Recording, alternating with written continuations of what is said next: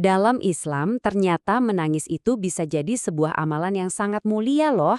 Tapi ini bukan tangisan karena sedih biasa ya. Ini adalah tangisan yang datang dari rasa takut dan ingat kepada Allah. Sesuatu yang jauh lebih dalam. Mungkin kedengarannya agak aneh ya, masa sih air mata bisa dihitung sebagai ibadah? Nah, ini dia inti dari pembahasan kita kali ini. Jadi, yuk kita bedah bareng-bareng jawabannya langsung dari sumber-sumbernya. Oke, kita mulai dari yang paling dasar dulu ya, bagian pertama. Sebenarnya apa sih yang dimaksud dengan air mata keimanan itu?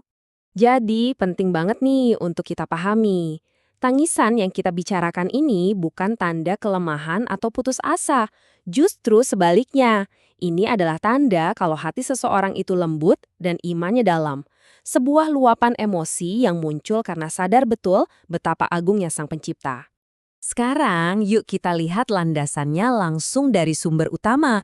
Ternyata Al-Quran itu beberapa kali menggambarkan kondisi emosional ini sebagai respons yang wajar dari orang-orang beriman.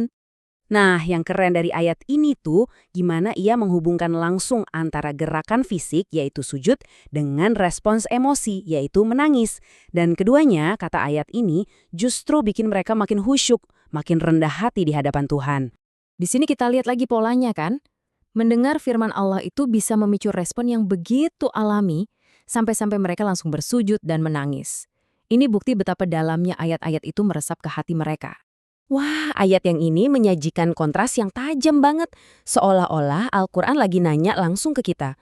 Kok bisa kamu dengar kebenaran dahsyat ini tapi reaksimu malah ketawa bukannya nangis?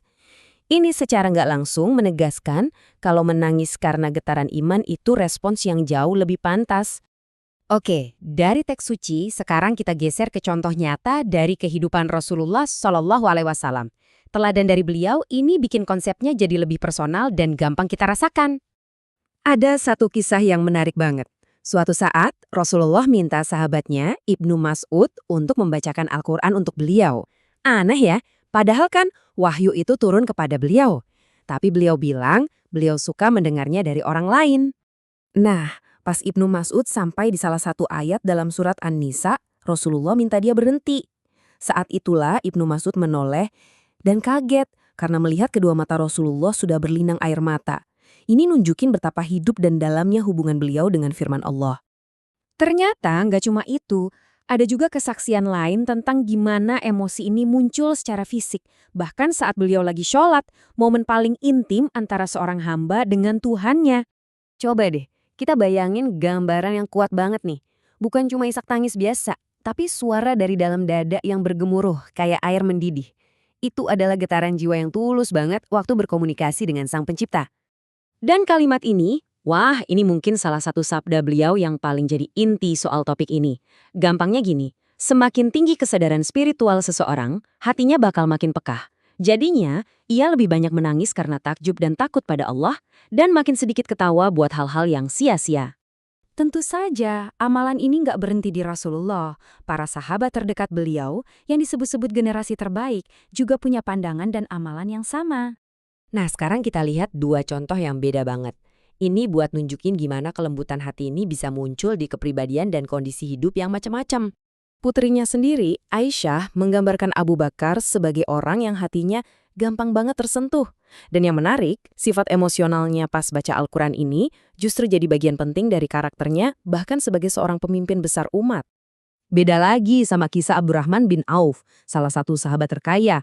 Suatu hari pas dihidangkan makanan enak buat buka puasa, beliau malah menangis. Kenapa? Karena beliau jadi ingat sahabat-sahabat lain yang wafat dalam kondisi sederhana. Beliau khawatir kemewahan yang beliau nikmati di dunia ini malah mengurangi jatah pahalanya di akhirat nanti. Oke, setelah lihat semua contoh tadi, kita mungkin jadi nanya, emangnya kenapa sih amalan ini sepenting itu? Nah, sekarang kita masuk ke bagian kenapanya. Apa sih signifikansi dan ganjaran spiritual yang dijanjikan? Jadi, ganjaran yang menanti itu nggak main-main loh. Hadis menyebutkan beberapa hal luar biasa. Pertama, mata yang menangis karena takut pada Allah dijamin gak akan disentuh api neraka. Kedua, bisa dapat naungan khusus di hari kiamat. Ketiga, itu jadi tanda kebahagiaan buat orang yang lagi bertaubat. Dan terakhir, bisa jadi jalan diampuninya dosa-dosa. Dan ada satu hal yang dapat sorotan khusus nih. yaitu status istimewa yang diberikan buat mereka yang menangis saat lagi sendirian, jauh dari pandangan orang lain. Ini dia janjinya yang spesifik. Ayat ini seakan-akan menggarisbawahi betapa berharganya keikhlasan. Tangisan yang tulus, yang gak ada siapa-siapa yang lihat kecuali Allah, ternyata punya kedudukan yang begitu tinggi di sisinya. Nah, sebagai penutup perbahasan kita kali ini, yuk kita ambil waktu sejenak buat sebuah renungan terakhir.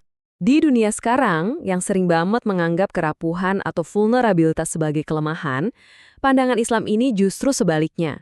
Jadi pertanyaan buat kita renungkan sama-sama adalah, apa sih yang diungkapkan oleh penghargaan terhadap air mata ini tentang hakikat keimanan yang sejati? Terima kasih sudah menyimak.